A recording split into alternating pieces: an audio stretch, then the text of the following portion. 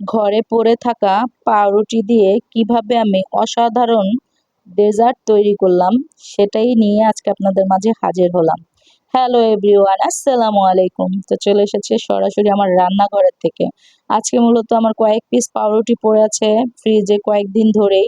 তো চিন্তা করলাম পাউরুটিগুলোকে একটু কাজে লাগাই। তো সে যে ভাবনা সেই কাজ। তো চলে এলাম রান্নাঘরেই। তো এখানে হাফ লিটার দুধের ভিতরে আমি অনেকটা চিনি দিলাম। দিয়ে আমি গুঁড়ো দুধটা অনেকগুলো দিলাম, আর কালারটা দেখতেই পারতেছেন অনেক সুন্দর ইয়াম্মি একটা কালার হয়ে গেছে মাশাআল্লাহ। তো এই যে একটুখানি লবণ দিলাম, একটু চিমটি লবণ দিলে মিষ্টির ব্যালেন্সটা খুব ভালো থাকে। তো এই যে আমি এটাকে ভালো করে জাল দিয়ে এখন কনডেন্স মিল্ক দিয়ে দিচ্ছি। তাহলে কালারটা আরো বেশি সুন্দর হবে আর ঘন হয়ে যাবে। মানে মালাইটা খুবই সুন্দর হয়ে যাবে। তো এই যে মালাইটা তৈরি করছি অনেক সুন্দর মাশাআল্লাহ ঘন হয়ে যাচ্ছে। এটাকে আরেকটু নাড়াচাড়া করে এখন সুন্দর করে বলক উঠে তারপরে এটাকে ইয়াম নামায় ফেলবো। এই যে আমার বলকটা চলে আসছে আর কতটা ঘন হয়েছে এটা তো বুঝতেই পারতেছেন। আর একটু কনডেন্স মিল্ক সাথে এড করলাম যে মনে হলো যে মিষ্টিটা কম হয়েছে। তো চিনিটা ভালো করে বেশি না দিয়ে আমি দিয়ে দিলাম কনডেন্স মিল্ক। তো এই যে দিয়ে এখন সুন্দর করে দেখতেই পাচ্ছেন অনেক সুন্দর ঘন হয়ে গেছে। এটাকে এখন সুন্দর করে এক সাইড করে নামিয়ে ফেলবো।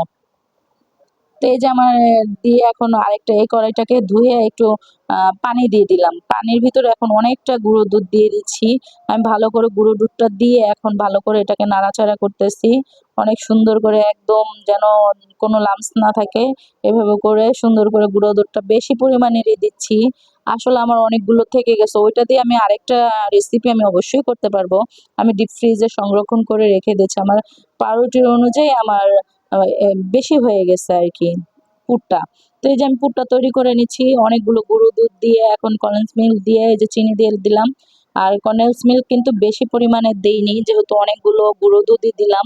তো এই যে আমি এটাকে ভালো করে নাড়াচাড়া করে এটাকে একটা ডো তৈরি করে নেব। একদম সুন্দর একটা থিকনেস এর একটা ডো তৈরি করে নিচ্ছি ভালো করে।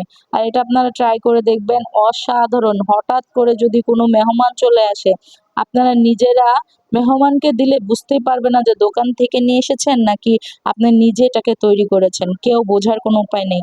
তো এই যে আমার ডোটা একদম শুকনো, শুকনো হয়ে গেছে। অনেক সুন্দর হয়ে গেছে।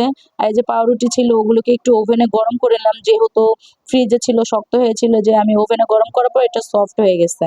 তো সবগুলো এরকম করে আমি সুন্দর করে একটু বেলে নিচ্ছি, পাতলা করে নিচ্ছি একদম সুন্দর করে। এই যে পাতলা করে নিয়ে এখন এটার ভিতরে আমি পুরটাকে ঢুকায় দিতেছি। আর পুরটা একটু নরম হওয়ার দরকার ছিল। এটা শক্ত হওয়ার পরে ঠান্ডা হওয়ার পরে এটা আরো বেশি ইয়ে হয়ে গেছে, শক্ত হয়ে গেছে। আর এই যে মালাই কালারটা দেখেন, এটা আসলে পাউরুটির রসমালাই আমি বলব। আর এই যে আমি কাজু বাদাম দিয়ে দিচ্ছি। সুন্দর করে আমার পেস্তা বাদাম ছিল না তাই কাজু বাদাম দিয়ে দিলাম। তো আপনারা সবাই ট্রাই করবেন। আর খেতে মাশাআল্লাহ এত মজা হয়েছে বলার মতো না। অনেক দেখতেই তো অনেক সুন্দর লাগছে। তো সবাই ভালো থাকবেন, সুস্থ থাকবেন, ট্রাই করবেন। আসসালামু আলাইকুম। আল্লাহ হাফেজ।